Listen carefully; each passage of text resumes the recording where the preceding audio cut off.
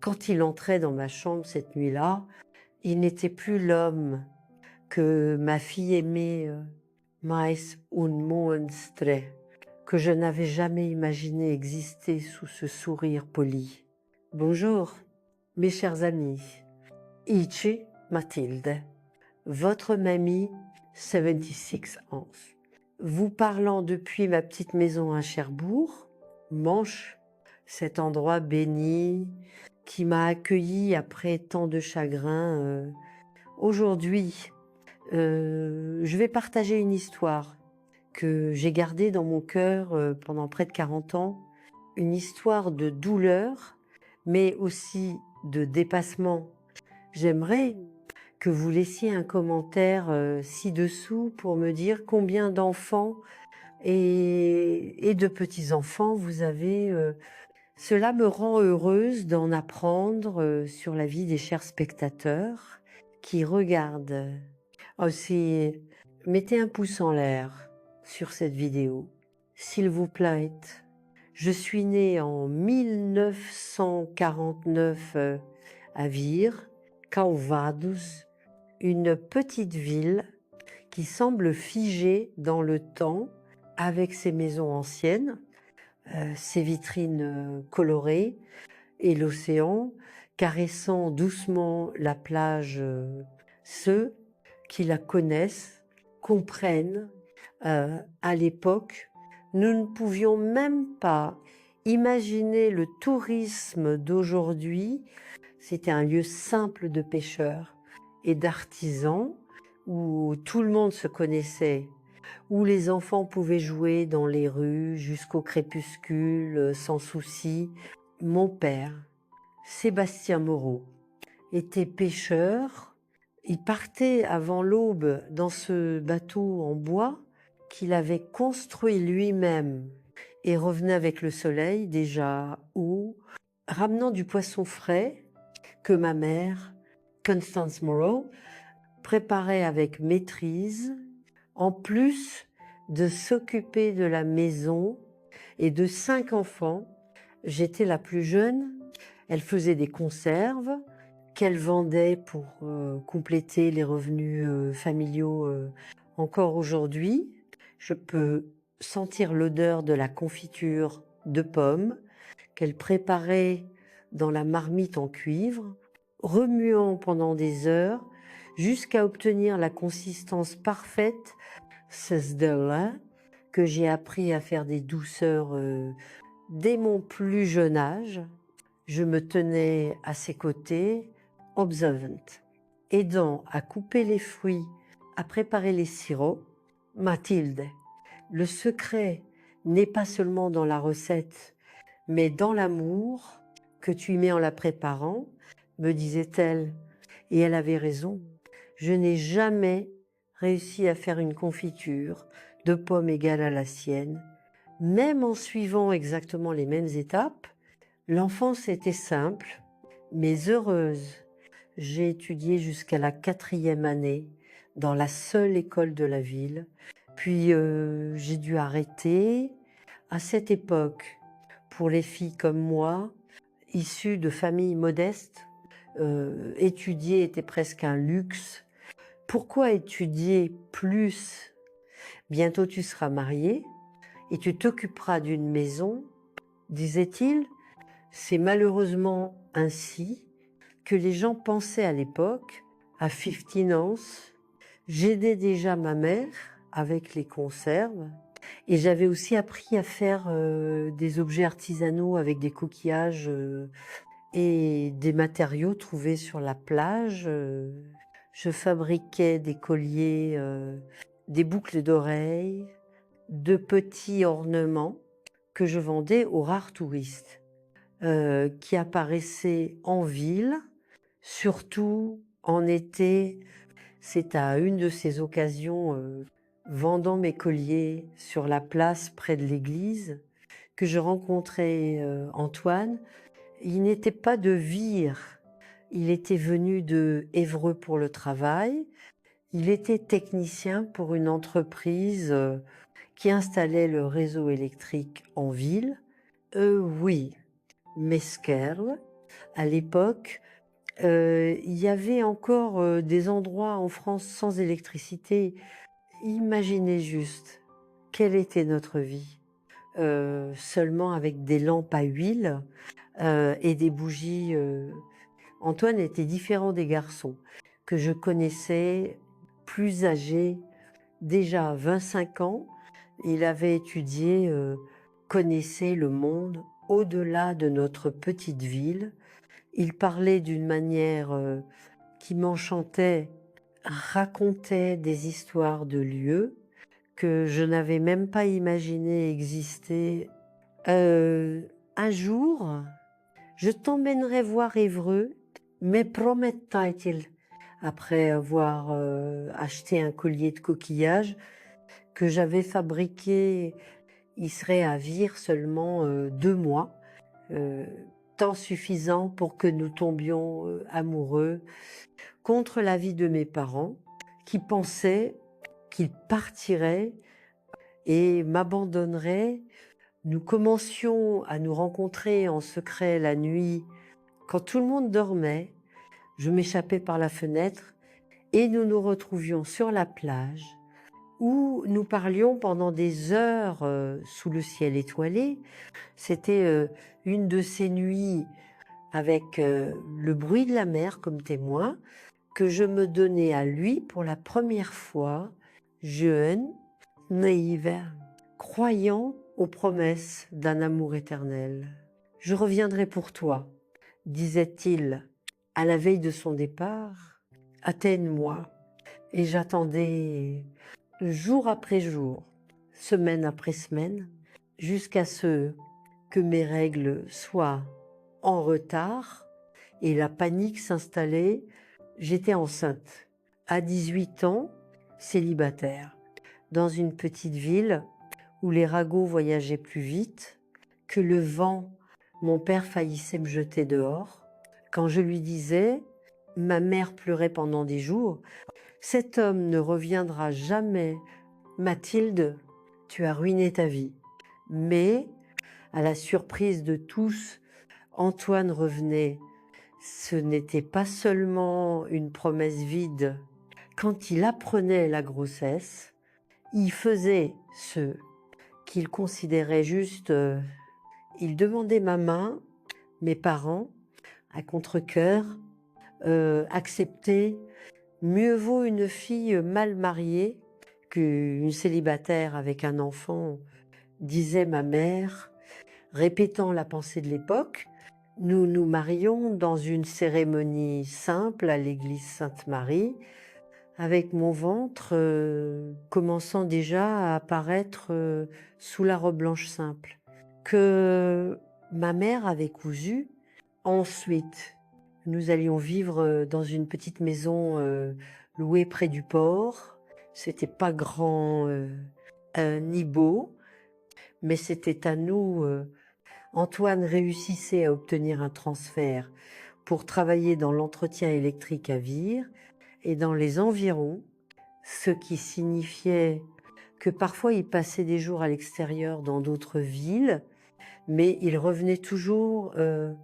Louise naissait par une nuit chaude de janvier 1965.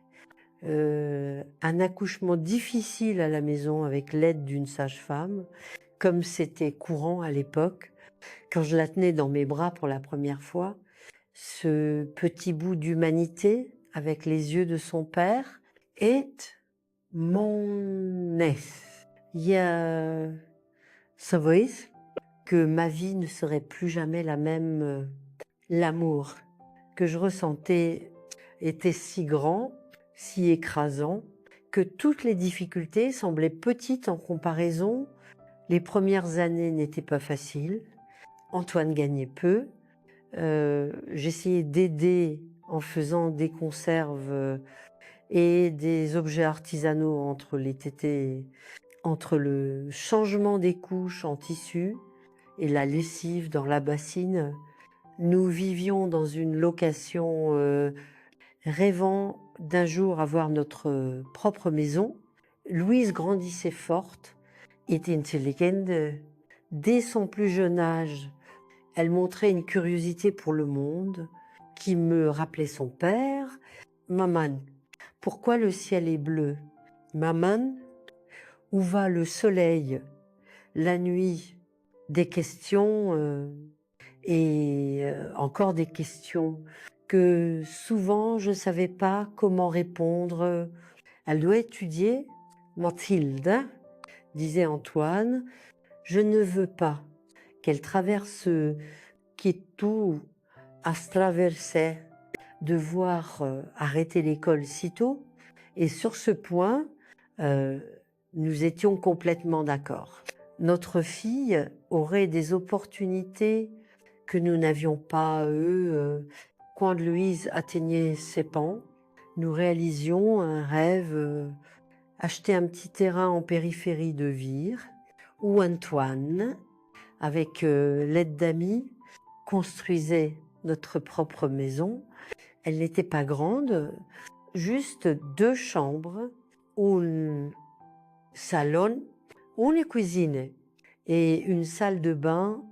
Mais c'était la nôtre, le jardin était spacieux, avec de la place pour que je plante des herbes pour m'été. Et quelques arbres fruitiers là. Nous construisions aussi une petite cuisine extérieure où je faisais mes conserves à vendre. C'est à cette époque que Vire commençait à changer, le tourisme croissait, la ville était découverte pour sa beauté historique et naturelle. Cela ouvrait de nouvelles opportunités pour nous, mais conserve. Et mes objets artisanaux devenaient plus recherchés. Antoine, en plus de son travail à la compagnie d'électricité, commençait à faire de petits travaux d'entretien dans les pensions qui apparaissaient. Louise grandissait avec la ville, intelligente, dévouée. Elle était la joie de l'école, contrairement à moi.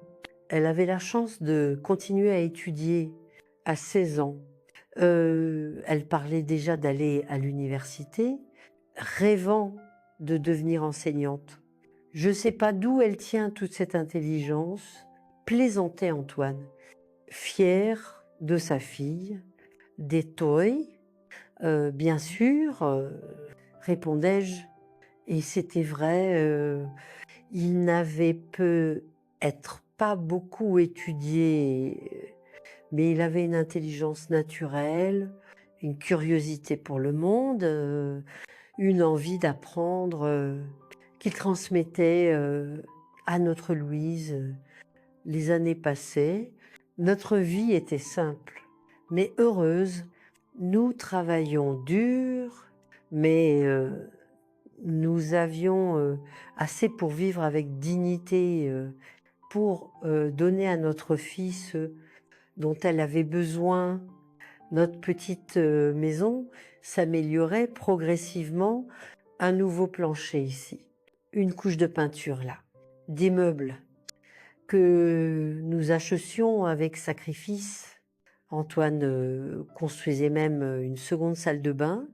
Quand Louise entrait dans l'adolescence, les femmes ont besoin d'intimité, disait-il, toujours attentionné. Quand Louise atteignait 18 ans, l'âge où j'avais eu mon premier enfant, la grande nouvelle arrivait. Elle était acceptée pour étudier l'éducation à l'université à Évreux. C'était un mélange de joie et de tristesse.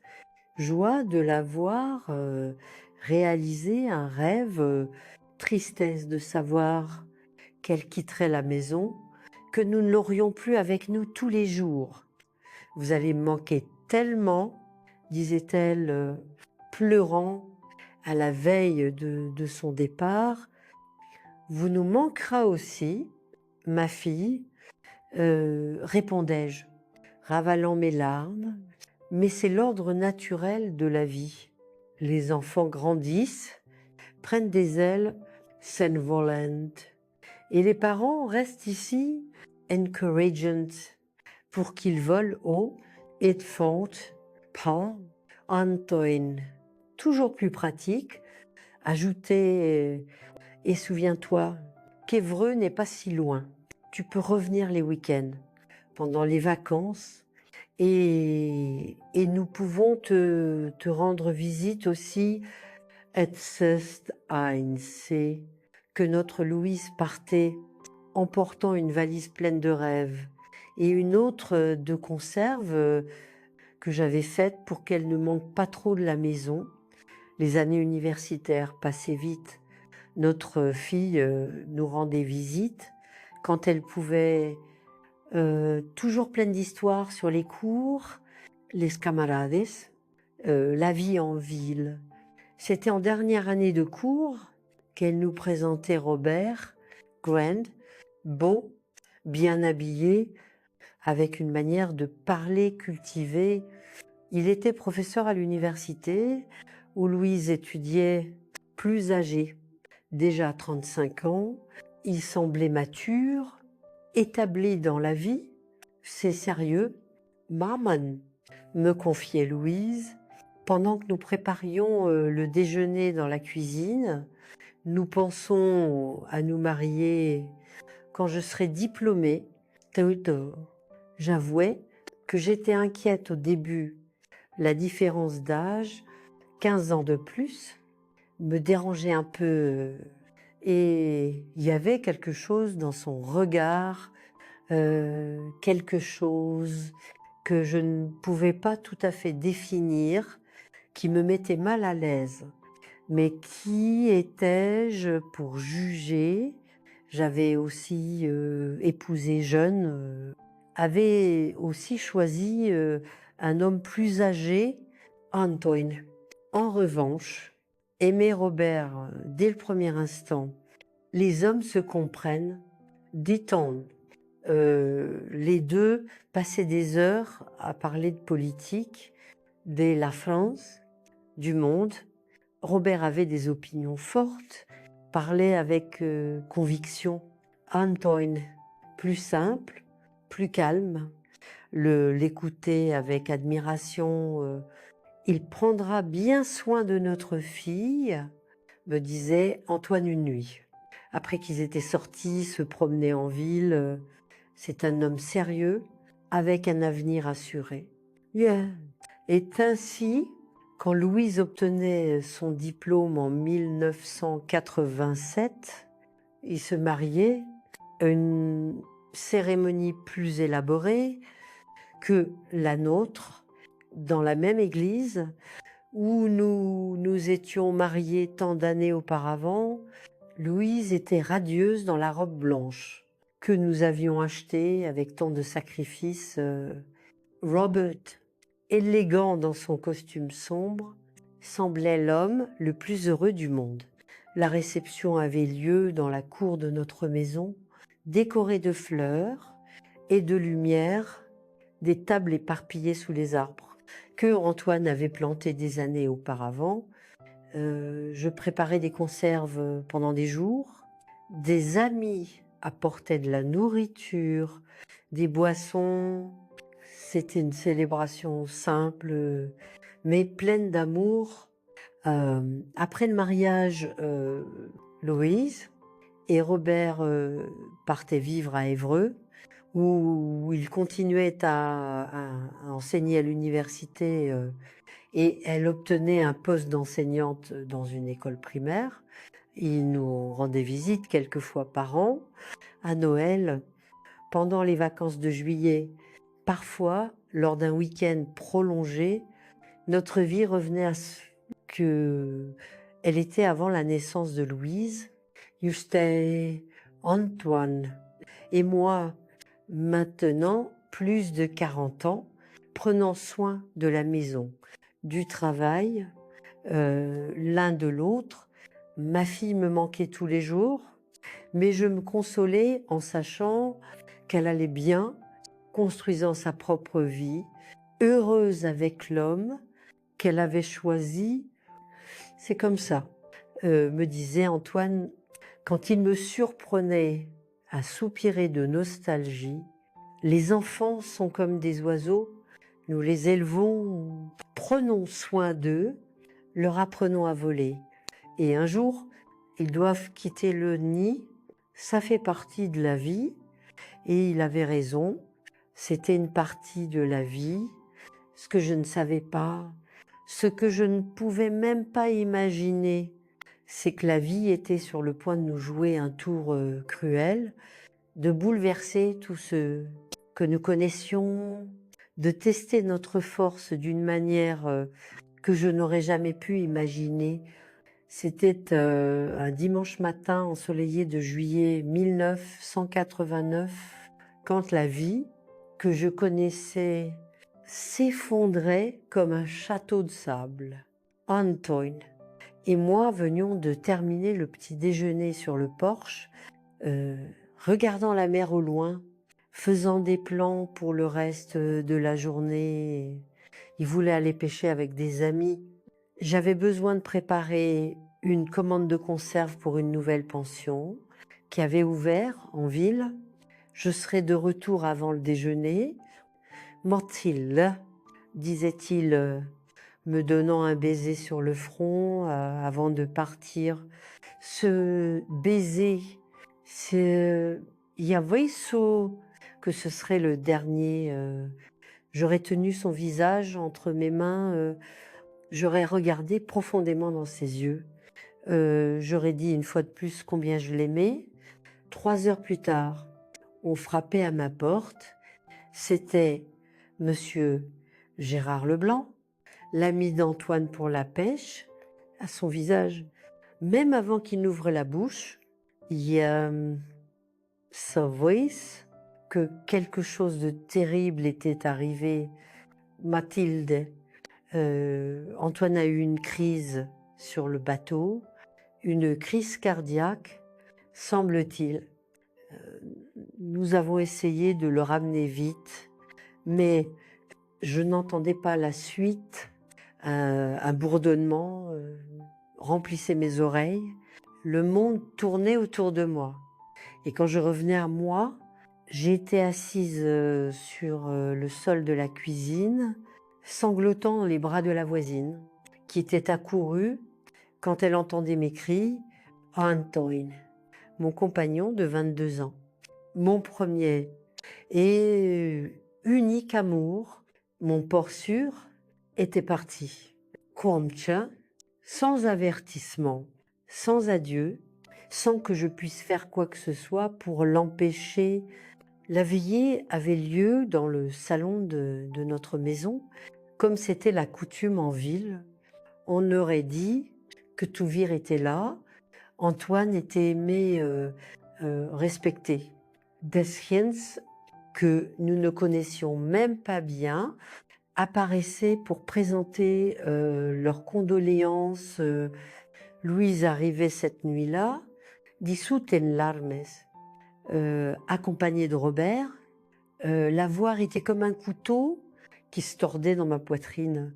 Elle avait les yeux de son père, la même manière de pencher la tête quand elle était triste.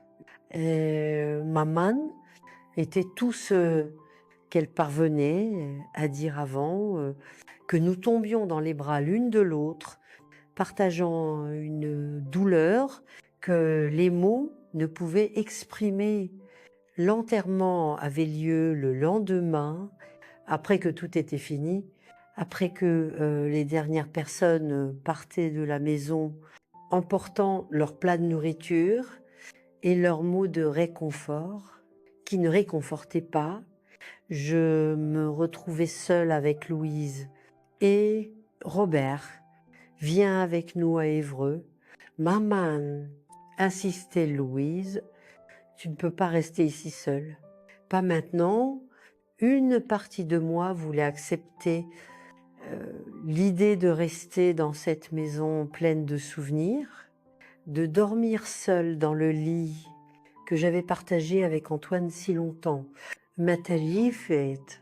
Mais une autre partie savait que j'avais besoin de faire face au deuil dans mon propre espace, à mon propre rythme.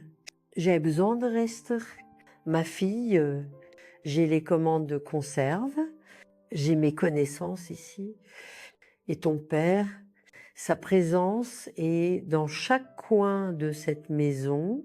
Je ne peux pas abandonner cela maintenant. Et Robert, qui jusqu'alors était resté silencieux, intervenait, laisse ta mère. Louise, elle a raison, elle a besoin de son propre espace pour traiter tout cela, mais nous pouvons rester quelques jours de plus pour aider à organiser les choses. Et c'est ce qui faisait. Il restait une semaine. Louise m'aidait à organiser les documents, à comprendre les détails de la petite pension, qu'Antoine laisserait à décider quoi faire des vêtements et des affaires personnelles de son père. Robert s'occupait des affaires plus bureaucratiques, banque, notaire, paperasse. Quand il retournait à Évreux, je ressentais le vide de la maison comme jamais auparavant. Les nuits étaient les pires, allongé dans le lit, qui semblait maintenant trop grand, serrant l'oreiller, qui avait encore l'odeur d'Antoine. Je pleurais jusqu'à m'endormir d'épuisement. Les jours traînaient. Je me réveillais et faisais mes conserves par pur automatisme. Servais les quelques clients qui apparaissaient m'occuper de la maison sans vraiment voir ce que je faisais.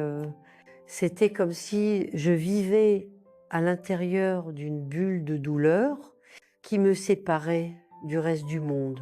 Louise appelait presque tous les jours.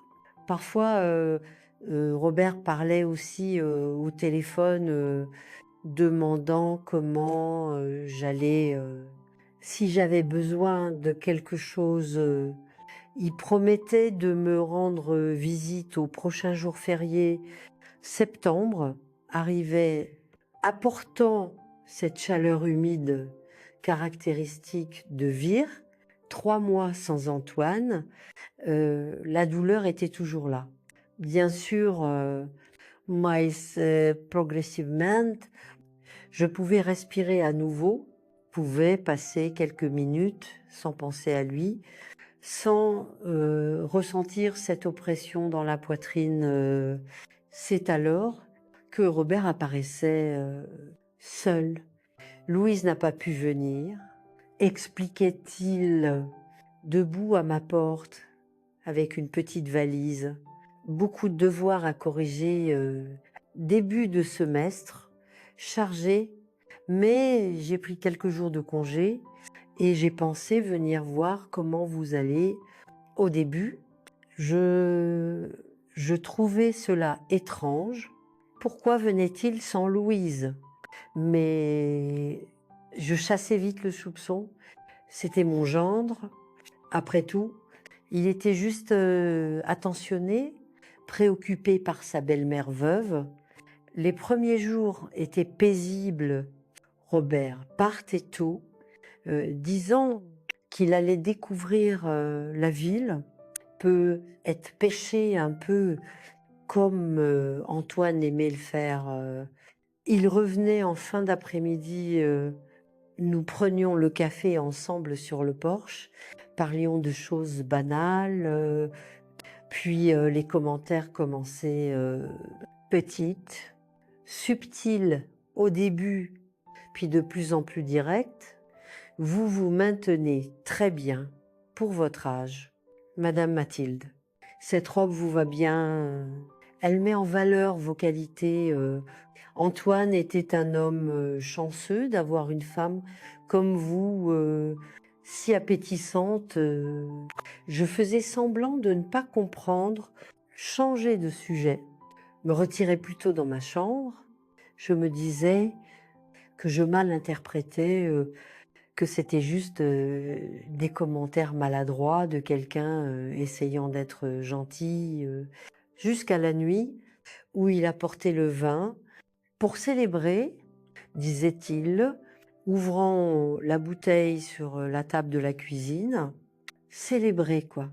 Demandai-je, confuse. La vie, Madame Mathilde, Antoine n'aurait pas voulu que vous restiez en deuil pour toujours. Il aurait voulu que vous continuiez, que vous soyez à nouveau heureuse. J'acceptais un petit verre, juste pour ne pas sembler impolie. Je ne buvais pas habituellement, surtout depuis la mort d'Antoine. Le vin descendait amer, laissant un goût étrange dans ma bouche. C'est un peu fort. Comment ai-je? C'est un vin spécial, répondait-il avec un sourire qui n'atteignait pas ses yeux. Ça vous détendra après le deuxième verre. Je commençais à me sentir étrangement étourdie, avec une vision floue. Je pensais que c'était l'alcool, mais il y avait quelque chose de plus, une léthargie lourde qui s'emparait de mon corps, qui rendait mes membres comme faits de plomb. Je pense que j'ai besoin de m'allonger, marmonnai-je, essayant de me lever et manquant de tomber. Robert me soutenait, son bras autour de ma taille, sa main touchant des parties de mon corps d'une manière qui me mettait mal à l'aise, même dans cet état de confusion. Je vais vous aider, disait-il. Sa voix différente maintenant, plus basse, plus dangereuse. Ce qui se passait ensuite vient à ma mémoire en flash confus, comme des scènes d'un cauchemar, que j'essaye, mais ne peux pas oublier.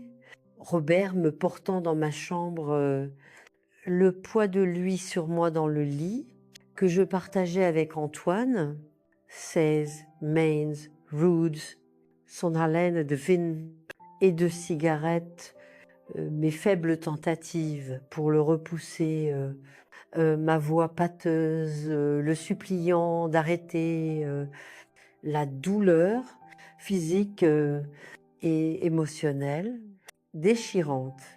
À un moment, l'obscurité miséricordieuse m'engloutissait. Je me réveillais avec le soleil déjà haut, un rayon de lumière traversant la pièce par l'interstice du rideau. La première sensation était de douleur.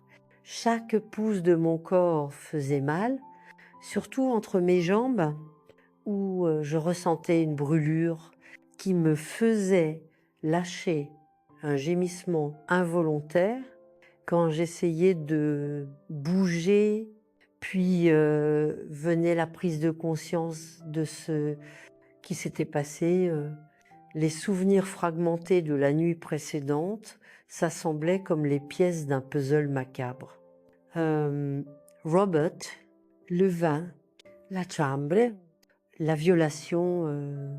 J'essayais de me lever, mais une douleur aiguë me faisait retomber sur le lit.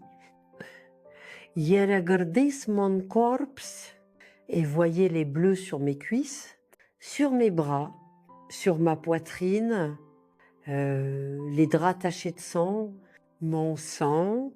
Quand je parvenais enfin à atteindre la salle de bain, en m'appuyant sur les murs, le miroir me montrait un visage que je reconnaissais à peine, un œil gonflé, une lèvre fendue, des marques de doigts sur mon cou.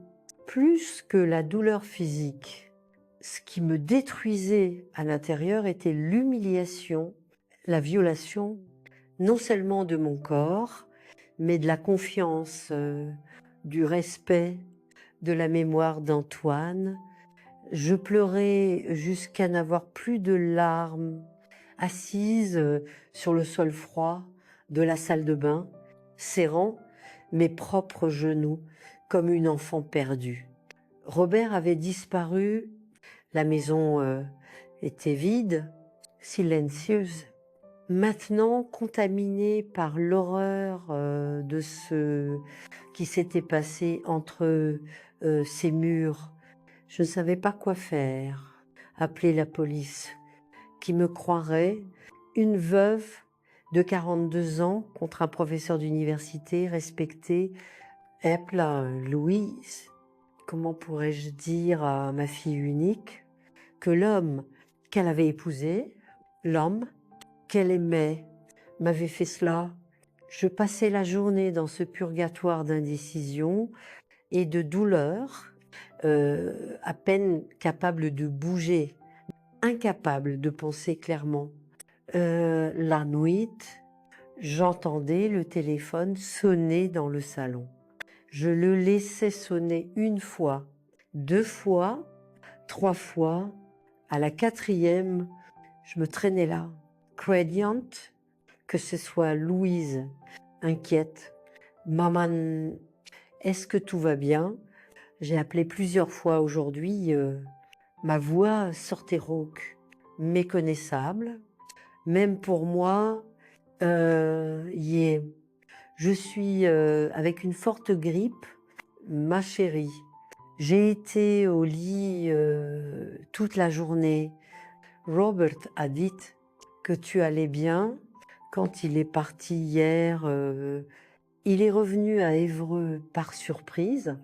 Dès que tu insistais que tu allais bien, qu'il pouvait retourner au travail, alors c'est ce qu'il avait dit que j'allais bien, que j'avais insisté pour qu'il parte.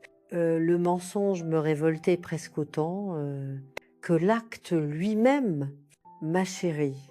Comment sais-je, ne sachant pas comment continuer, comment dire, comment détruire sa vie avec la mienne. Maman, tu me fais peur. Qu'est-ce que c'est? J'ai besoin que tu viennes seule. C'est important. Est-ce que quelque chose s'est passé? Est-ce à propos de papa? Ont-ils trouvé un document, un problème avec la pension? Non, ma chérie, c'est autre chose. Et viens juste, s'il te plaît, aussi vite que tu peux. Elle arrivait l'après-midi suivant, prenant le premier bus de Évreux à Vire. Quand j'ouvrais la porte, son visage passait d'un sourire inquiet à une horreur pure en voyant mon état. Maman, mon Dieu, que s'est-il passé? As-tu été cambriolée? Es-tu tombée? Je faisais ce que je n'avais pas pu faire depuis que je m'étais réveillée ce matin infernal. J'enlaçais ma fille et pleurais. Je pleurais comme si le monde se terminait, comme si je pouvais expulser toute l'horreur par mes larmes. Quand je me calmais assez pour parler, je l'emmenais à la cuisine. Nous nous asseyions à la table où nous avions partagé tant de repas familiaux, où juste 2 jours auparavant, Robert m'avait offert ce vin maudit. Ma chérie, comment sais-je, tenant ses mains dans les miennes, ce que je vais te dire sera difficile à entendre, mais j'ai besoin que tu écoutes jusqu'à la fin. J'ai besoin que tu comprennes que je voulais pas te faire de mal. Jamais voulu te faire de mal. Mais je ne peux pas garder cela pour moi. Et je lui racontais chaque détail dont je pouvais me souvenir, chaque mot, chaque geste, chaque douleur.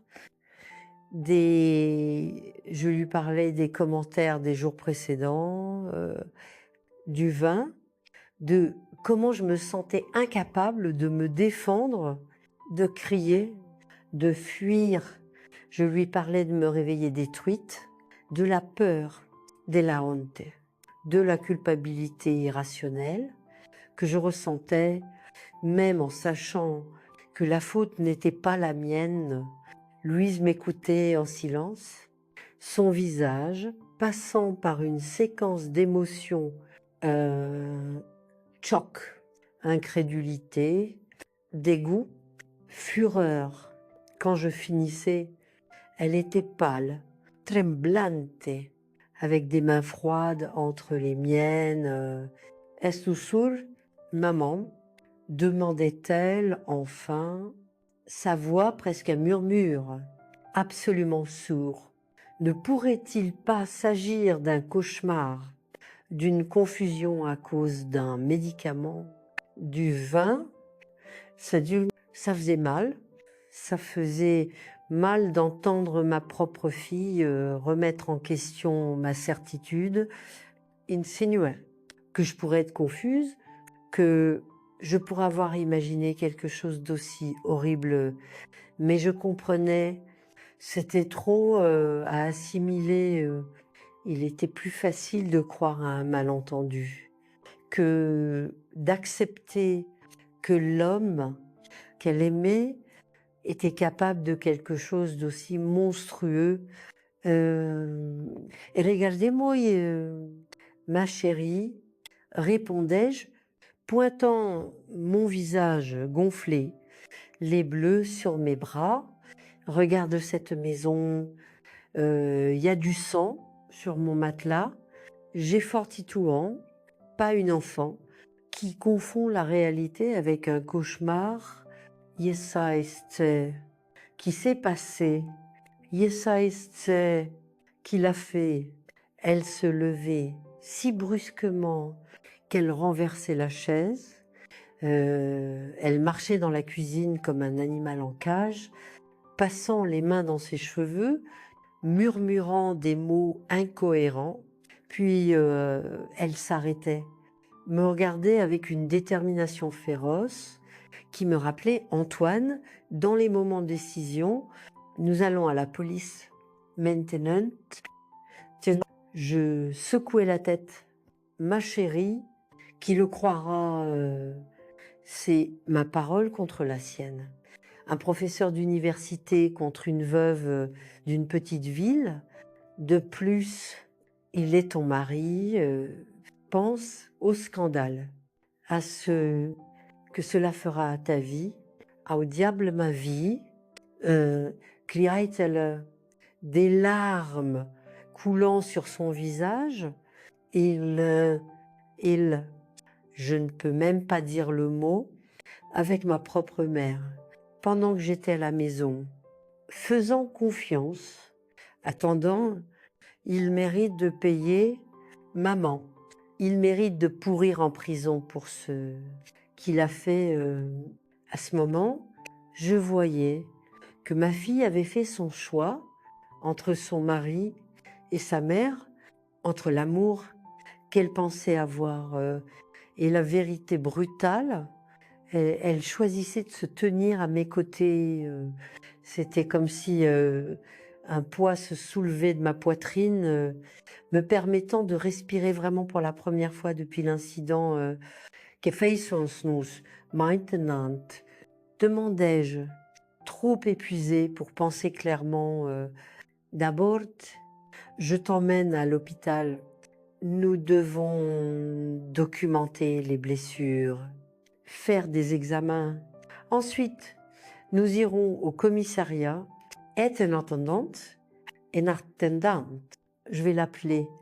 Appeler pourquoi ses yeux brillaient d'une colère que je n'avais jamais vue auparavant, pour le faire avouer, pour m'assurer qu'il n'échappe pas à ce qu'il a fait.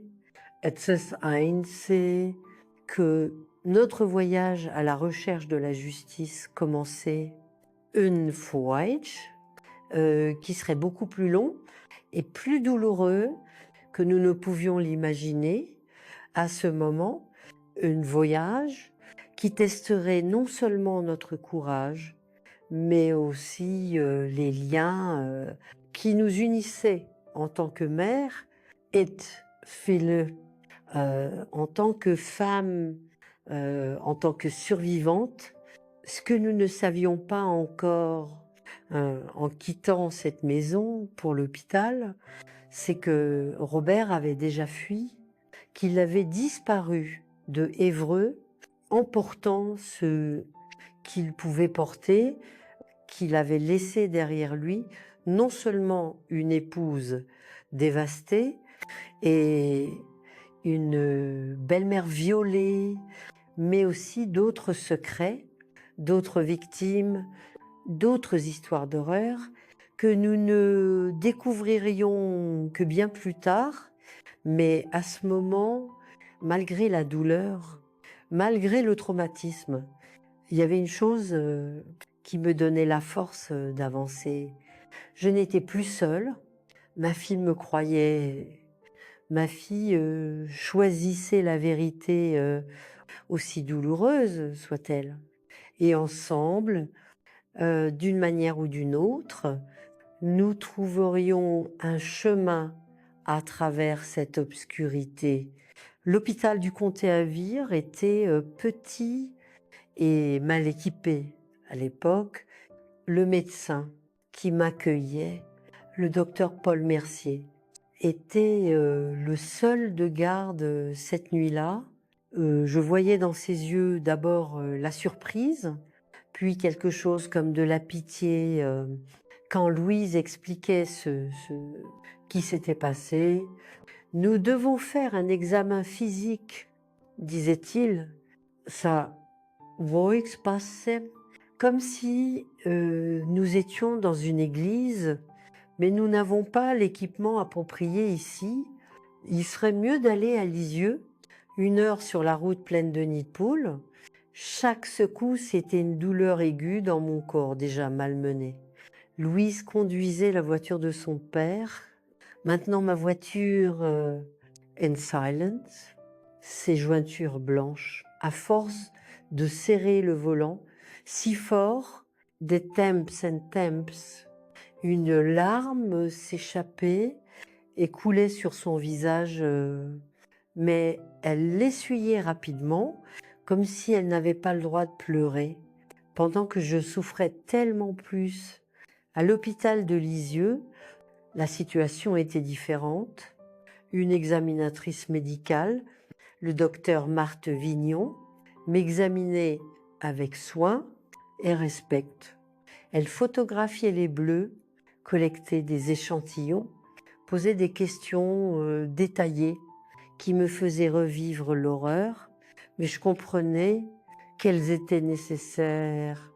Vous avez du courage, me disait-elle, en remplissant les formulaires. Beaucoup de femmes n'auraient pas la force de le signaler. Surtout dans ces circonstances, je ne me sentais pas courageuse. Je me sentais détruite, humiliée, comme si j'avais perdu quelque chose que je ne pourrais jamais récupérer. Mais je regardais ma fille, assise sur la chaise à côté de moi, et yes, weiß, que je devais continuer pour elle, pour moi, pour toutes les femmes qui traversaient ce que j'avais traversé et ne pouvaient pas parler. Du commissariat de Lisieux, il nous renvoyait à Vire. Le crime a eu lieu dans votre juridiction, expliquait-il. Une autre heure sur la route, arrivant près de minuit. Le commissariat de Vire était un vieux bâtiment mal éclairé, avec seulement 2 officiers de garde à cette heure, le shérif, un homme d'âge mûr nommé Sylvain Thierry, nous recevait avec une impatience visible. Il était tard, ils étaient sur le point de terminer leur service. Mais quand Louise expliquait la raison de notre visite, il se redressait sur sa chaise, soudain plus alerte. « Vous accusez le mari de votre fille de viol ?»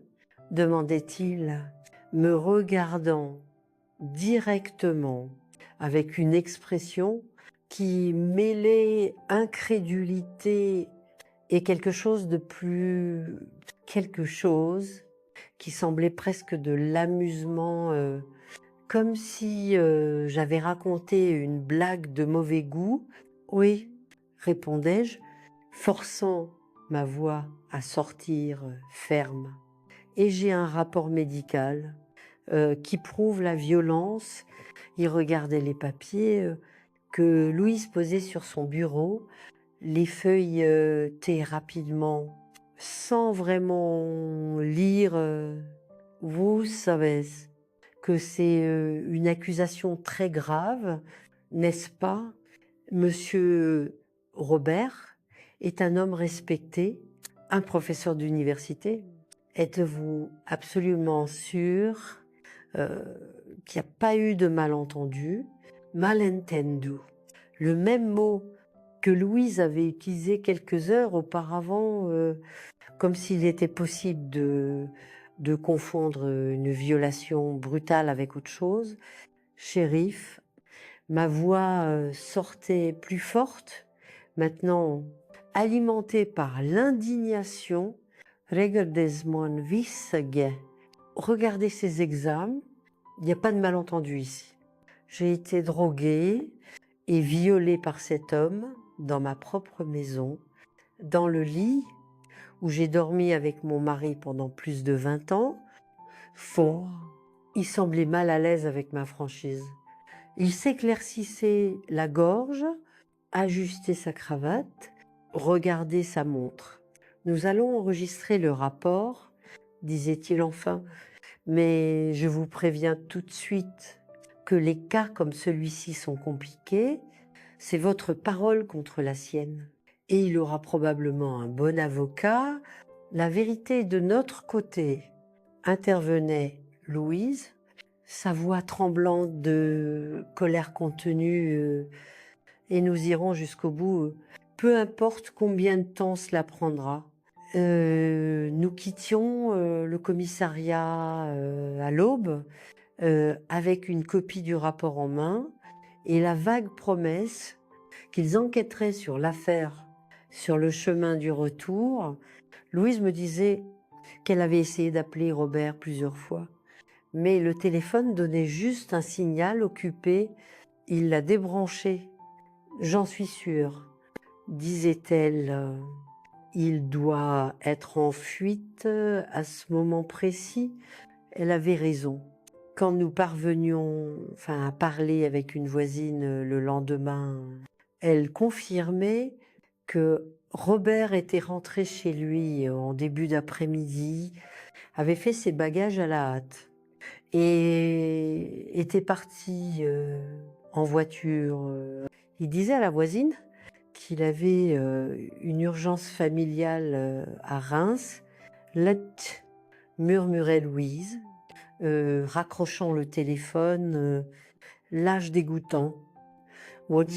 Les jours qui suivaient étaient un flou de douleur, de honte et de bureaucratie. Plus de visites au commissariat, plus de questions, certaines si invasives et inutiles, qu'elles me donnaient envie d'abandonner tout. Mais je n'abandonnais pas. Chaque fois que je pensais à me retirer, je me souvenais du visage de Robert, de son poids sur moi, et la colère me donnait la force de continuer. Une semaine plus tard, la première bombe, Robert avait été localisé à Guingamp chez un ami.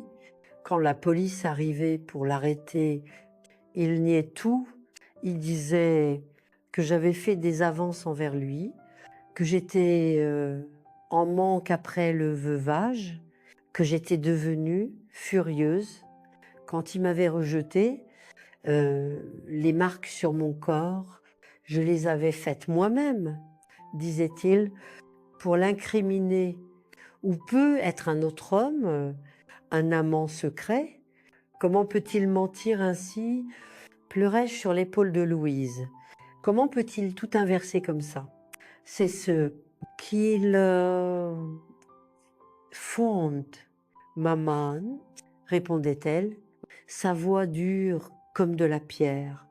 Ils essaient de transformer la victime en coupable, mais nous ne les laisserons pas, nous nous battrons et nous nous battions contre le système judiciaire lent et patriarcal, contre les regards de méfiance, contre les chuchotements en ville, les questions voilées. les insinuations. Pourquoi était-elle seule avec son gendre? Être-t-elle regrettée après, sitôt après la mort de son mari? Des mots comme des pierres jetées par des gens que nous pensions connaître, qui respectaient notre famille. Je découvrais de la pire manière comment une communauté qui semblait si unie pouvait se retourner contre vous au moment où vous aviez le plus besoin de soutien. Quelques semaines après la plainte, nous étions au marché quand j'entendais clairement une femme dire à une autre: c'est elle, celle qui a fait des avances à son gendre et maintenant dit qu'elle a été violée. Je ressentais comme si j'avais été giflée. Je laissais les courses au milieu de l'allée et courais dehors sans regarder en arrière, sans pouvoir respirer correctement. Louise me trouvait assise sur le trottoir, tremblant comme une feuille. Je n'en peux plus. Ma chérie, disais-je entre les sanglots, je ne supporte plus les regards, les commentaires. Comment peuvent-ils le croire, lui, et pas moi? Comment peuvent-ils penser que je ferais quelque chose comme ça à toi, à ta famille? Rien. C'est à ce moment, à mon point le plus bas, que Louise prenait une décision qui changerait nos vies pour toujours. Partons d'ici, maman, recommençons ailleurs, où personne ne nous connaît, où nous n'avons pas à traverser cela tous les jours, et le procès, la justice. Nous continuerons à nous battre à distance. Nous reviendrons pour les audiences quand nécessaire, mais nous ne pouvons pas rester ici. Maman, ça te détruit, ça nous détruit. Elle avait raison. Weil, la ville que j'avais aimée toute ma vie, s'était transformée en une prison de regards accusateurs et de mots tranchants chaque coin. Portait un souvenir, maintenant empoisonné par le soupçon, par le doute, par la trahison, non seulement de Robert, mais d'une communauté entière qui choisissait le côté le plus facile. La décision d'où aller venait d'une manière inattendue. Un reportage télévisé sur Cherbourg montrant les villes historiques, la ricche culture, l'artisanat local, Cherbourg en particulier, attirait mon attention avec ses maisons colorées, ses églises anciennes, sa rivière serpentant entre des collines verdoyantes. Cela ressemblait à Vire par bien des aspects, mais en même temps complètement différent. Un nouveau départ, c'est loin, commentait Louise quand je mentionnais l'idée. Plus de 2 jours de voyage, tant mieux, répondais-je. Plus c'est loin, moins il y a de chances que quelqu'un nous trouve, que les histoires nous suivent. Il fallait presque 2 mois pour tout organiser. Je vendais la maison pour moi, qu'elle ne valait, mais nous avions besoin de l'argent rapidement. Je vendais aussi la plupart des meubles, ne gardant que quelques précieux souvenirs d'Antoine, que je ne pouvais pas abandonner.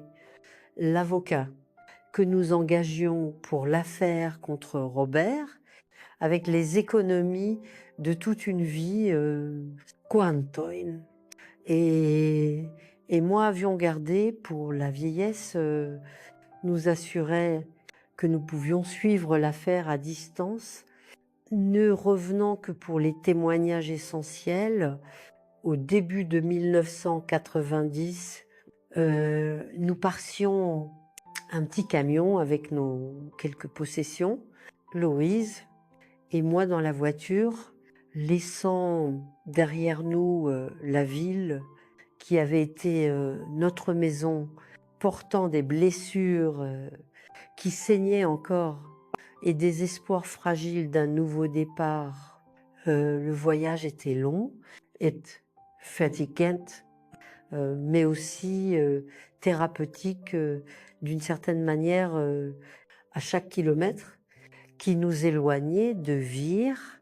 Il semblait qu'un peu du poids se soulevait de nos épaules. Nous parlions beaucoup pendant ces heures sur la route, du passé, de l'avenir, de comment nous reconstruirions nos vies à partir des morceaux que Robert avait laissés derrière. Nous arrivions à Cherbourg un soir de février. Le soleil se couchait derrière les collines, teintant le ciel d'orange et de rose, se reflétant sur la rivière de Cherbourg qui traversait la ville, les maisons colorées, les rues pavées, les églises historiques, tout semblait nous accueillir, offrant la promesse de jours meilleurs. Nous avions loué une petite maison près du quartier historique par une agence immobilière avec laquelle nous échangions des lettres pendant des semaines. Elle était simple, mais accueillante, avec une cour arrière, où j'imaginais bientôt planter des herbes pour m'été, être même installé une petite cuisine pour faire des conserves comme à Vire.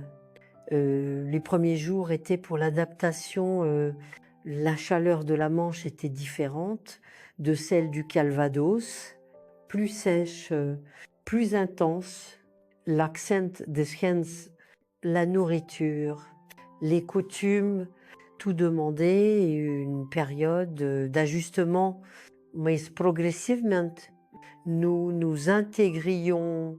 Louise obtenait un emploi d'enseignante dans une école primaire locale.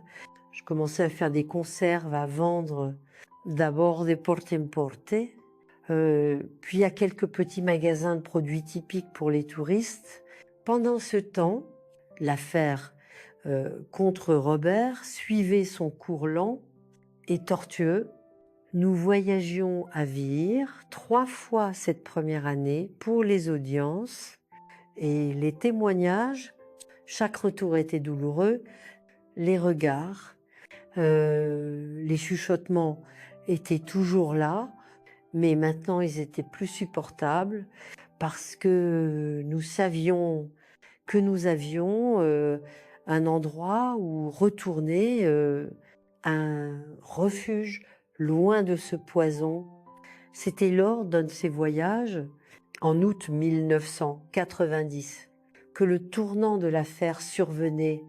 Nous étions dans la salle d'attente du tribunal quand une femme s'approchait timidement de nous. Elle avait environ 30 ans, des cheveux bruns attachés en queue de cheval, des yeux agités qui ne pouvaient pas se fixer sur les nôtres. « Vous êtes Madame Mathilde et Louise, n'est-ce pas ?» demandait-elle à voix basse, comme si elle avait peur d'être entendue. Nous confirmions, confused et un peu appréhensive. « Je m'appelle Thérèse Poirier », continuait-elle. « J'ai aussi été victime de Robert. » Ces mots tombaient comme une bombe entre nous. Thérèse nous racontait, là dans la salle d'attente, comment elle avait été étudiante de Robert à l'université 3 ans auparavant, comment il l'avait invitée pour un café pour discuter de sa thèse, comment il avait mis quelque chose dans son verre, comment elle s'était réveillée nue et blessée dans un motel bon marché. « Je n'ai jamais porté plainte », disait-elle, des larmes coulant maintenant librement. J'avais peur qu'on ne me croie pas, peur qu'il ruine ma vie académique, peur de la honte, Mais quand j'ai entendu parler de votre affaire, quand je l'ai lu dans le journal, je ne pouvais plus rester silencieuse. Pas encore. Thérèse n'était pas la seule. Dans les mois qui suivaient, 2 autres femmes se présentaient avec des histoires similaires.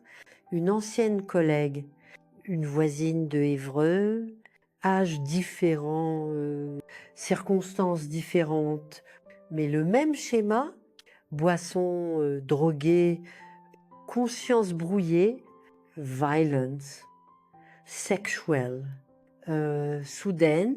C'était plus seulement ma parole contre la sienne, c'était 4 femmes, 4 histoires, 4 ensembles de preuves pointant vers un prédateur en série qui avait passé des années à attaquer des femmes vulnérables, comptant sur le silence imposé par la peur et la honte.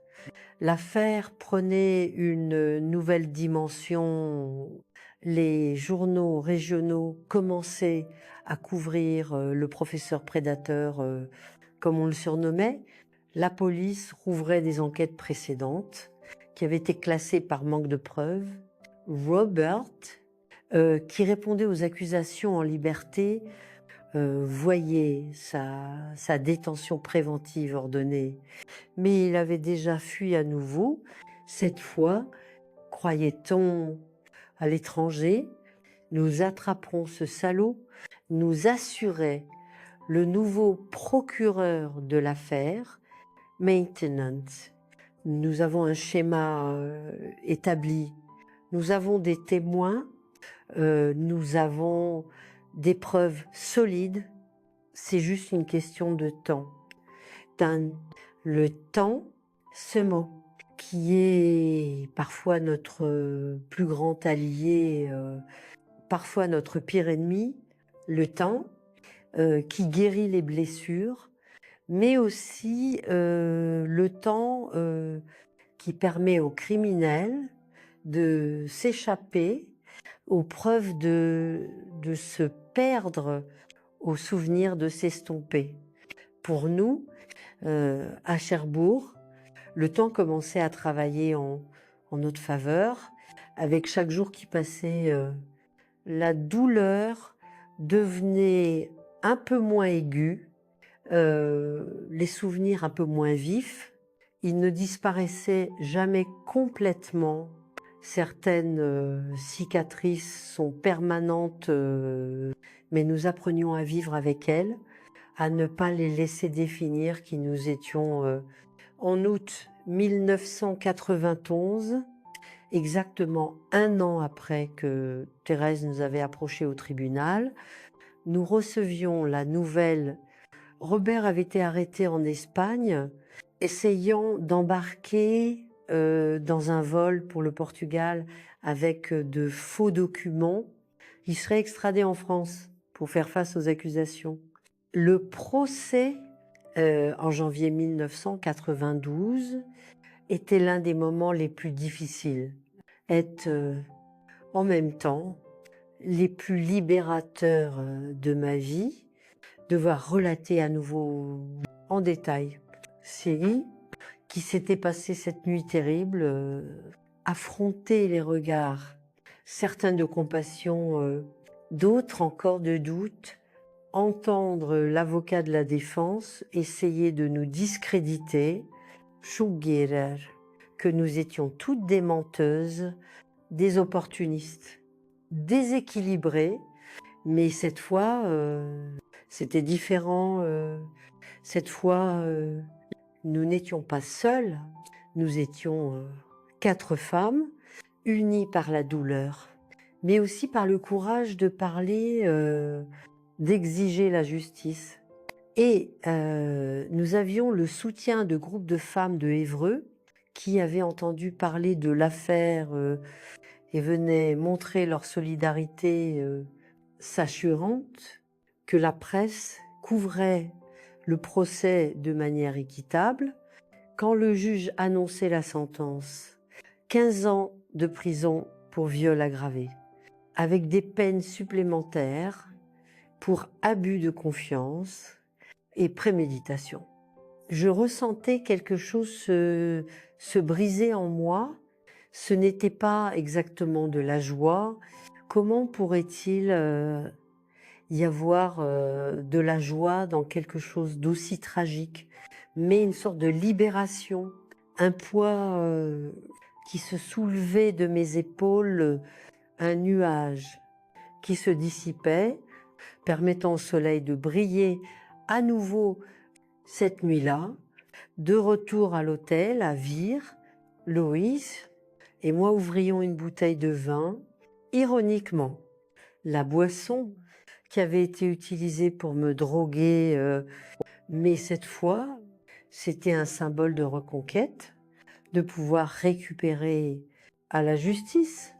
Nous trinquions non seulement pour la condamnation de Robert, mais pour toutes les petites et grandes victoires que nous avions gagnées tout au long de ces années terribles.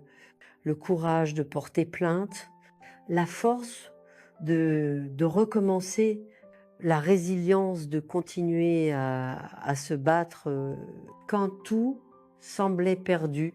Et au nouveau début, ajoutai-je, pensant à notre nouvelle vie à Cherbourg, aux amitiés que nous construisions là, aux possibilités qui s'ouvraient devant nous, maintenant que cette ombre commençait enfin à se dissiper, le chemin serait encore long, les blessures, surtout celles de l'âme, mettraient beaucoup plus de temps à guérir complètement, si elles le feraient un jour.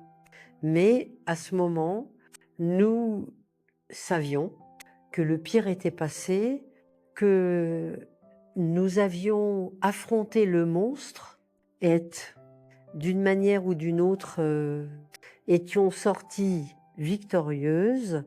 Le lendemain, nous retournions à Cherbourg, laissant derrière non seulement Vire, mais aussi le chapitre le plus sombre de nos vies.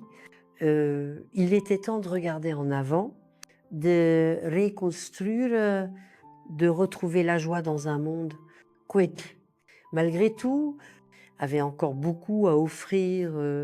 Cherbourg nous accueillait à bras ouverts, comme si cette ville historique savait que nous avions besoin de guérison. Nous revenions du procès avec une sensation étrange, un mélange de soulagement et d'épuisement, comme quelqu'un qui termine une longue bataille et ne réalise qu'alors à quel point il est blessé.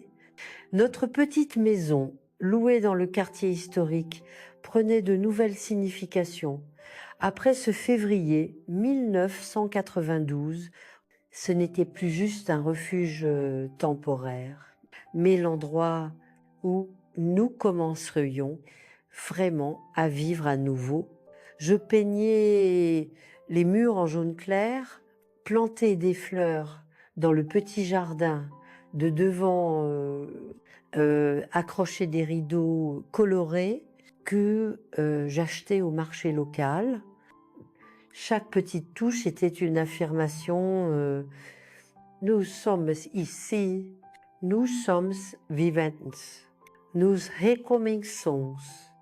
La chaleur de la Manche, si différente de celle du Calvados, devenait familière, se réveiller avec le soleil entrant par les fenêtres, l'odeur du café mélangée aux arômes du marché à proximité, le bruit des oiseaux nichant dans les arbres du jardin, de petites bénédictions quotidiennes que j'aurais à peine remarquées avant, mais qui maintenant signifiaient beaucoup la capacité de ressentir du plaisir dans les choses simples à nouveau.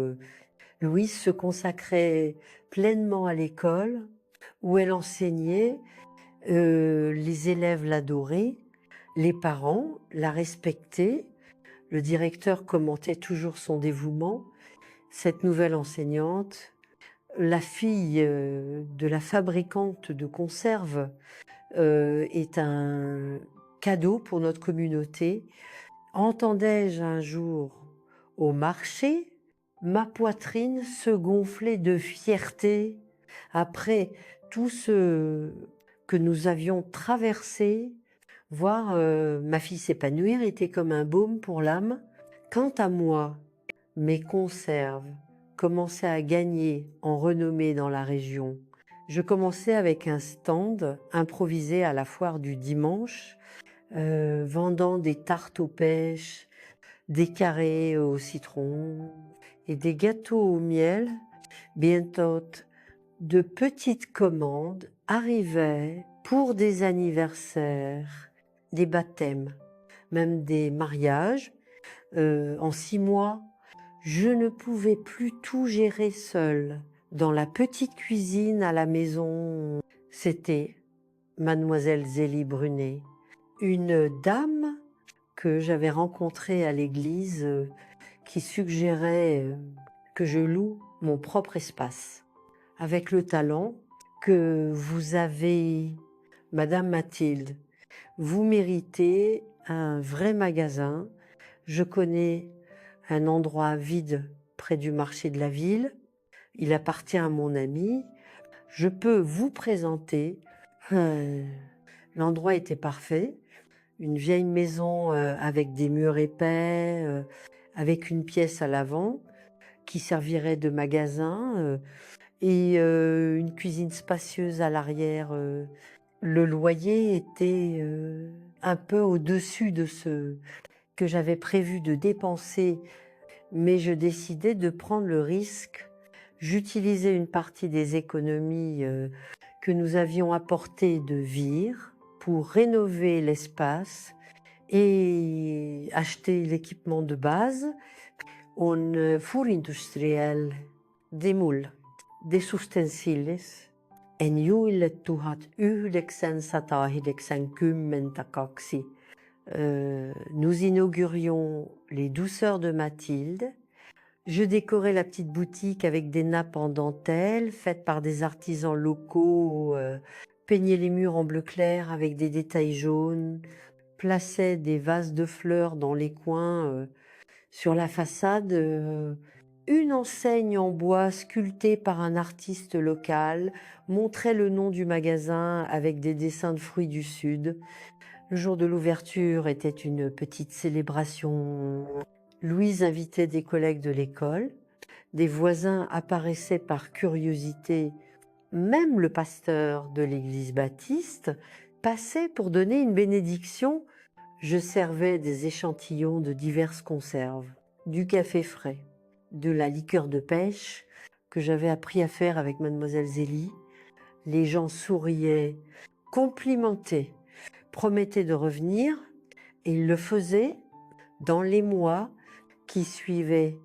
Le magasin gagnait des clients fidèles, les touristes visitant Cherbourg, attirés par l'héritage historique et le charme du Sud, s'arrêtaient pour goûter mes spécialités et partaient avec des petits paquets à emporter comme souvenir.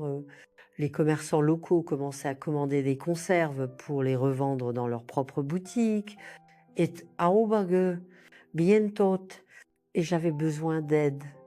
J'engageais 2 femmes locales, Yannette Pascal et Constance Giraud, pour m'aider dans la production.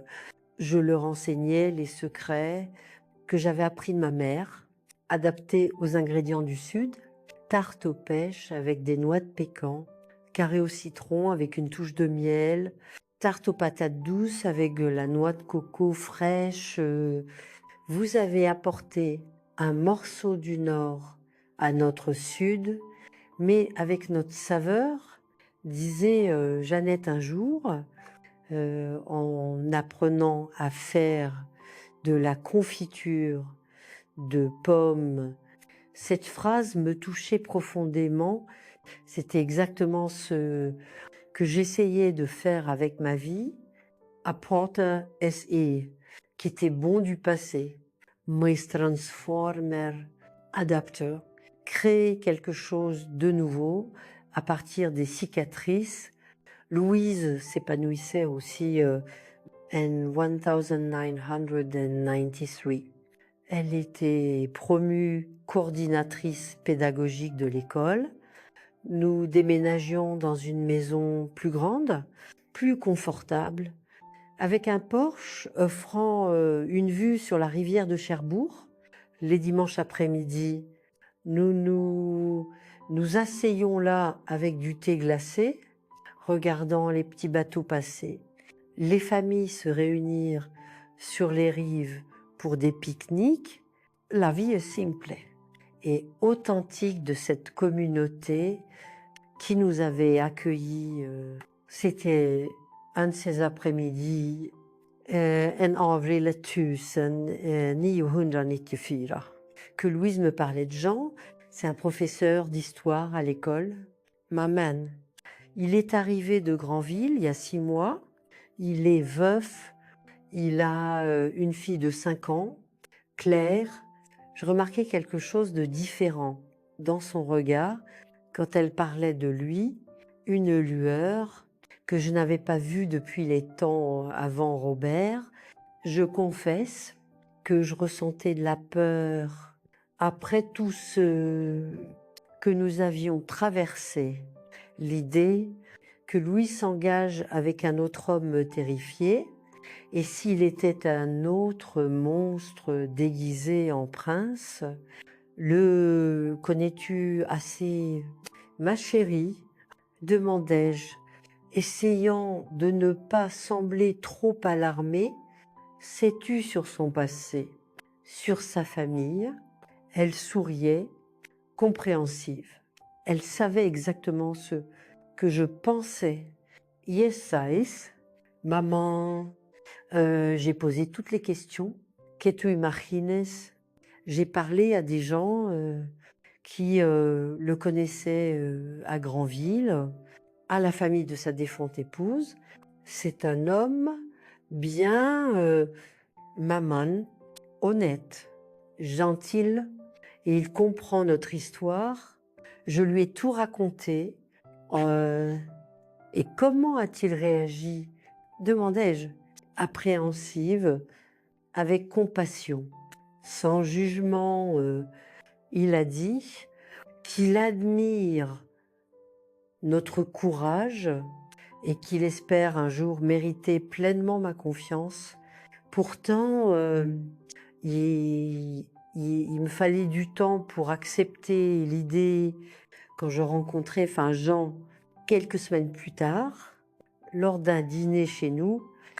J'observais chaque geste, chaque mot, chaque regard.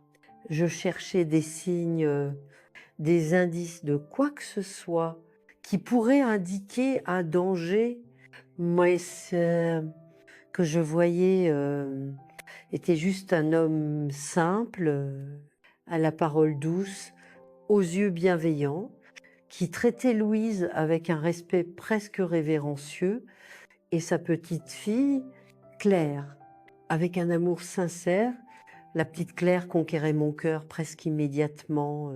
Une fille intelligente avec des cheveux bouclés et un sourire facile, qui avait perdu sa mère sitôt d'un cancer et maintenait encore une joie contagieuse.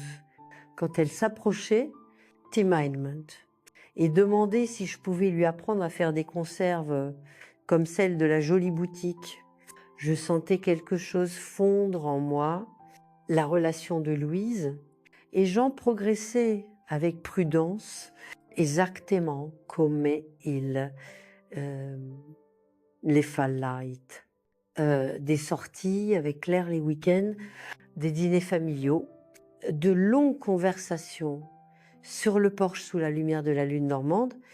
Elle se permettait d'aimer à nouveau, mais cette fois avec les yeux grands ouverts, sans la précipitation juvénile d'avant.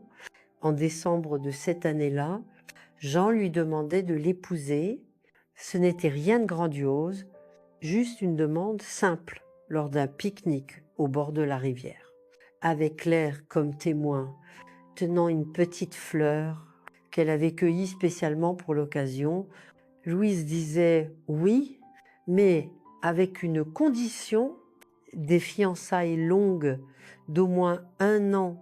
Je veux être absolument sûre, maman, m'expliquait-elle plus tard.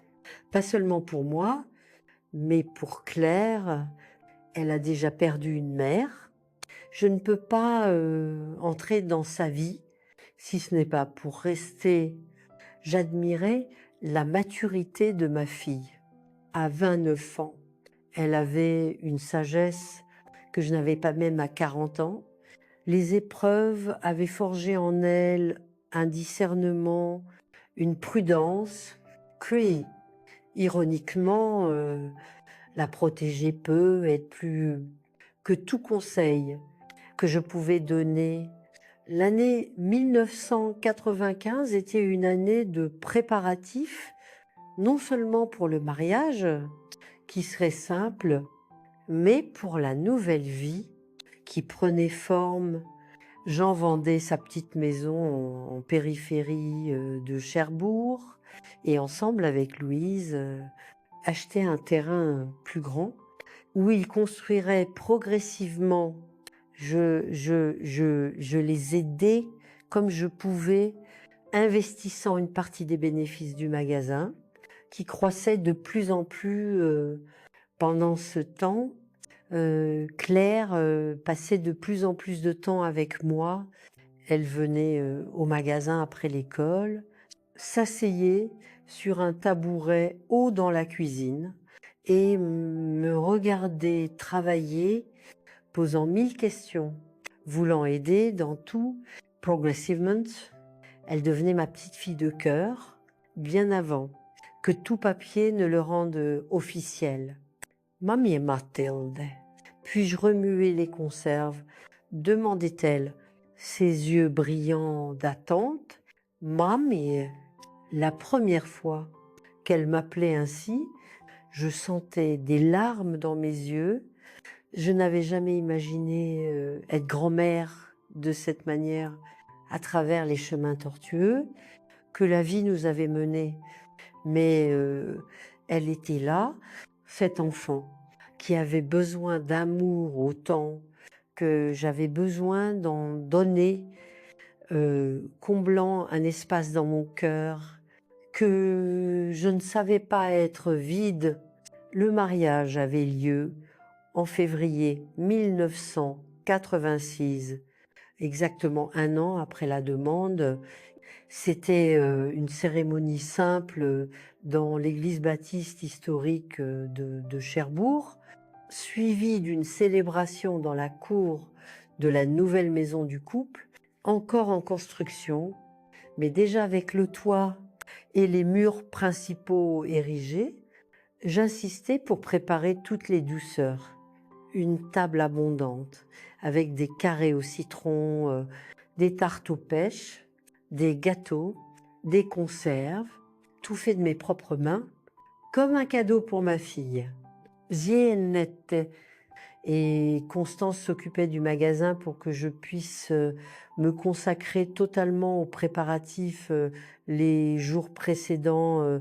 C'était un jour de joie sincère, sans ombre. Voir Louise à l'hôtel, radieuse dans une robe en dentelle, simple, mais élégante, à côté d'un homme qui la regardait avec une admiration sincère. Je sentais que nous laissions enfin vraiment le passé derrière, pas l'oublier. Nous ne pourrions jamais complètement oublier, mais avancer, reconstruire, transformer les cicatrices en marque d'une bataille gagnée.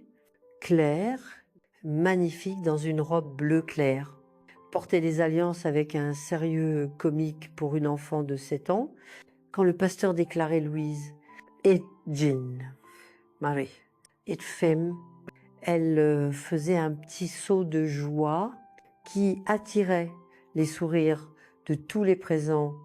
La célébration durait jusqu'à l'aube.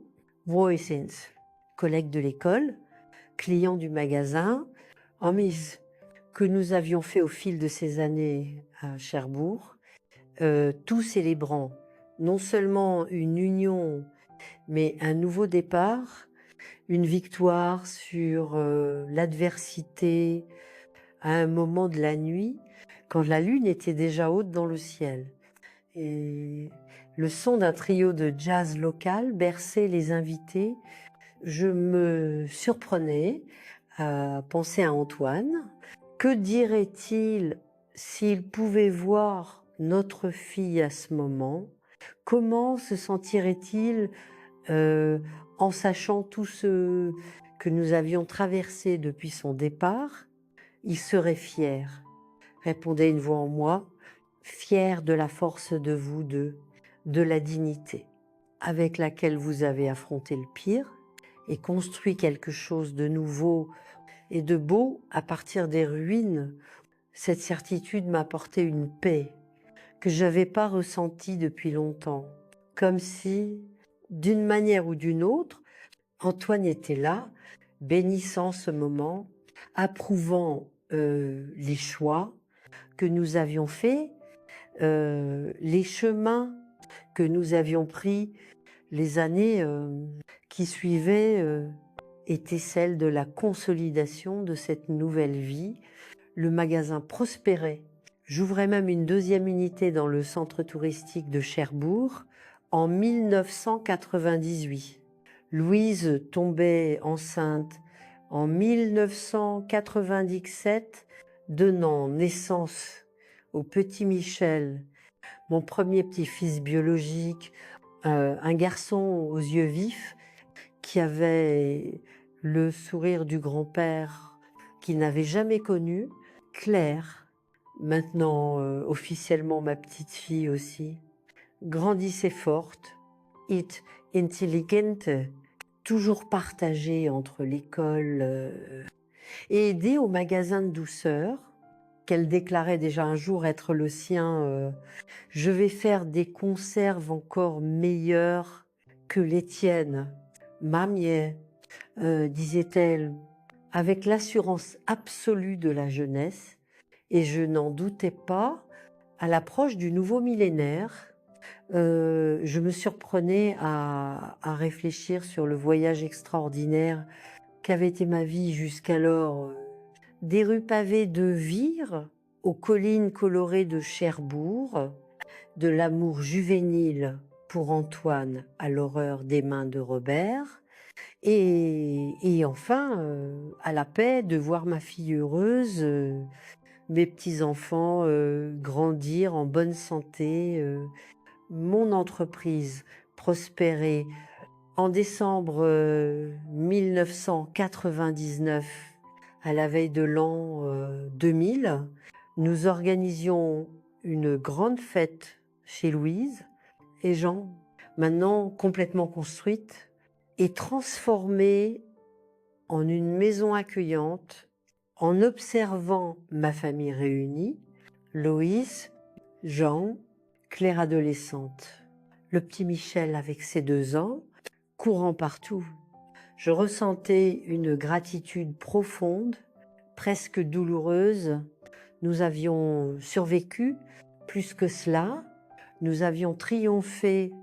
Les blessures ne disparaissaient jamais, complètement. J'avais encore des cauchemars occasionnels. Il y avait encore certains déclencheurs qui me faisaient trembler involontairement. Mais nous avions reconstruit nos vies, pierre par pierre, avec une patience et une résilience que je ne savais pas posséder jusqu'à ce que je sois forcée de les trouver en moi. Cherbourg n'était plus juste un refuge temporaire comme nous le pensions au début. C'était devenu notre véritable maison, un endroit où nous étions acceptés sans jugement, où nous pouvions recommencer sans les ombres du passé, nous poursuivant à chaque coin. Les gens ici nous connaissaient dans le présent, pas par le traumatisme que nous portions, mais parce que nous étions capables de créer et d'offrir à minuit, quand les feux d'artifice explosaient, annonçant le nouveau millénaire. Je levais mon verre dans un toast silencieux au passé qui nous avait forgé au présent, que nous avions construit avec tant d'efforts à l'avenir, qui s'ouvrait devant nous comme une route illuminée par le soleil. Le chemin de la reconstruction n'avait pas été linéaire et facile. Il y avait des obstacles, des revers, des moments de doute, mais chaque pièce de ce que nous avions construit, le magasin, la maison, les amitiés, la nouvelle famille élargie était authentique, était le fruit non seulement de la douleur, mais du refus de laisser la douleur avoir le dernier mot. Et peut être, est-ce la plus grande victoire de toute, transformer le traumatisme, non pas en une prison perpétuelle, mais en un chapitre d'une histoire bien plus grande, une histoire qui continue de se dérouler page après page avec des couleurs, des saveurs et des joies que personne, pas même Robert, avec toute sa cruauté, ne pouvait nous prendre définitivement. Aujourd'hui, assise sur le porche de ma petite maison à Cherbourg, regardant le soleil se coucher sur la rivière avec ses teintes d'orange et de rouge dont je ne me lasse jamais d'admirer. Je réalise combien de temps a passé. J'ai 76 ans maintenant, avec des cheveux complètement blancs, que je ne me donne pas la peine de teindre des mains marquées par le temps et par le travail avec le sucre.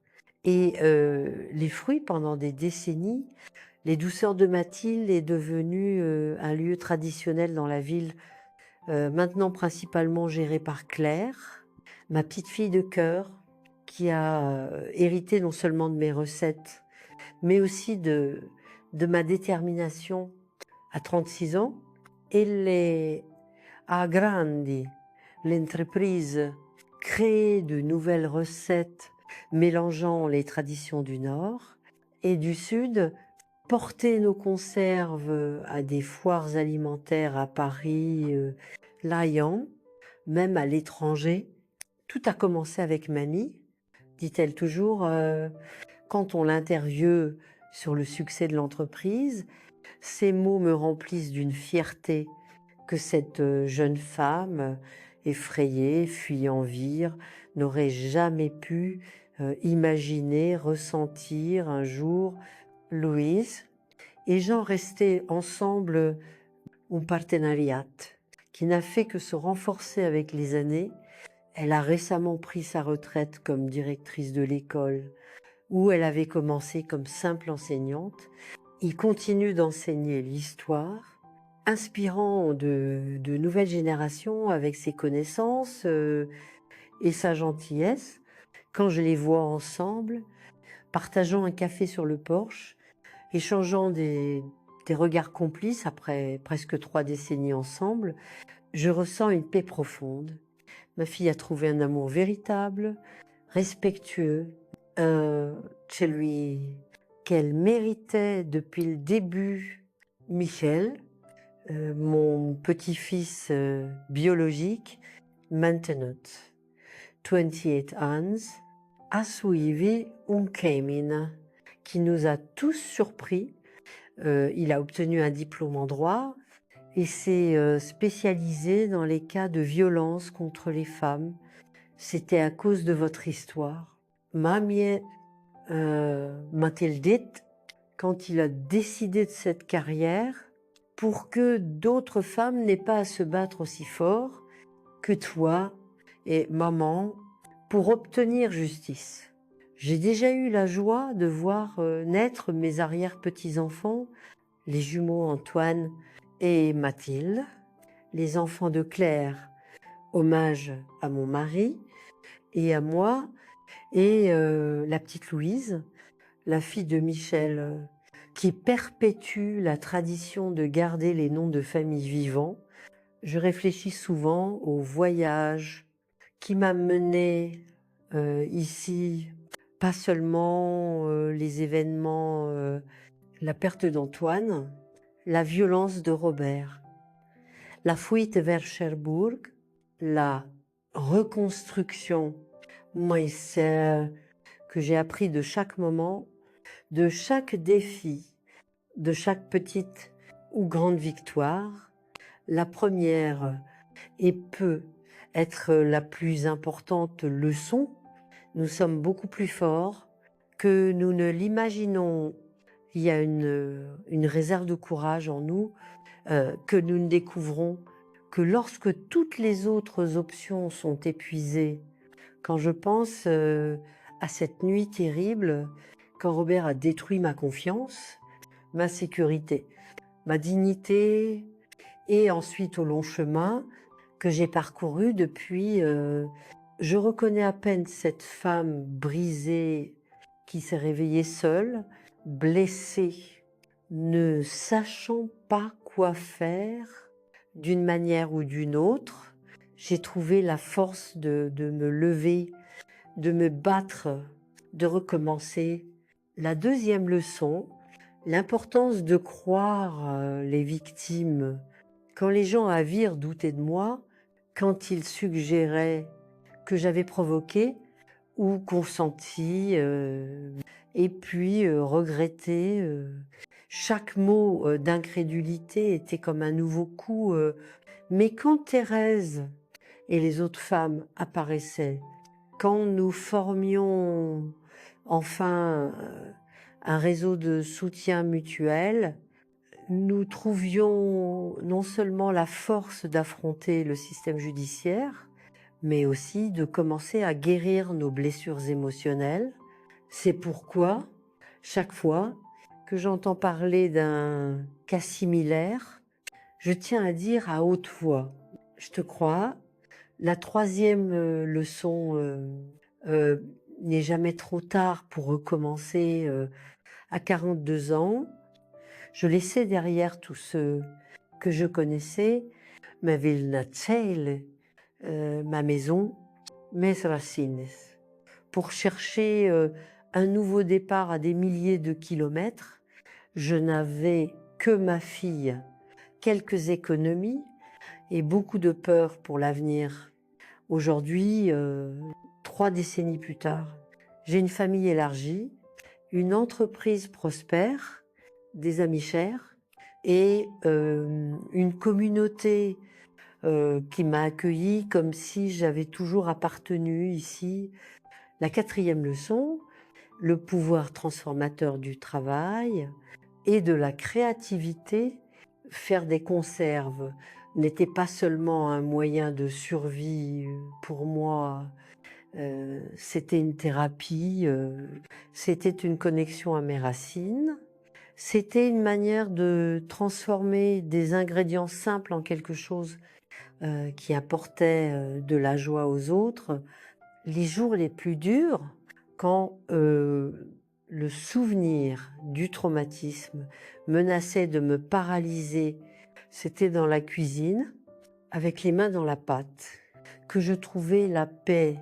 Chaque douceur parfaite qui sortait était une petite victoire contre le chaos. La cinquième, et peut être la plus profonde leçon, le mal existe, il est réel. Parfois, il vient déguisé avec un visage amical et un sourire poli, mais le bien existe aussi. Est à la fin, il a plus de résistance, plus de force. Robert a presque détruit nos vies, mais regardez ce que nous avons construit malgré lui, peut être même à cause de lui, une famille plus forte, une communauté de soutien, un héritage d'amour. et de travail qui atteint déjà la 4e génération. Récemment, j'apprenais par de vieux journaux que Robert était mort en prison en 2000, après avoir purgé seulement 9 de ses 15 ans de peine, une crise cardiaque, dit-on, ironiquement, la même cause qui avait emporté mon Antoine. Je ne ressentais ni joie, ni tristesse à la nouvelle, juste un étrange soulagement, comme si un chapitre pouvait enfin être complètement clos. Je pensais que je ressentirais plus, peut être une colère renouvelée, peut être une satisfaction amère, mais la vérité est que depuis longtemps, Robert avait cessé d'avoir du pouvoir sur mes pensées, mes sentiments, ma vie.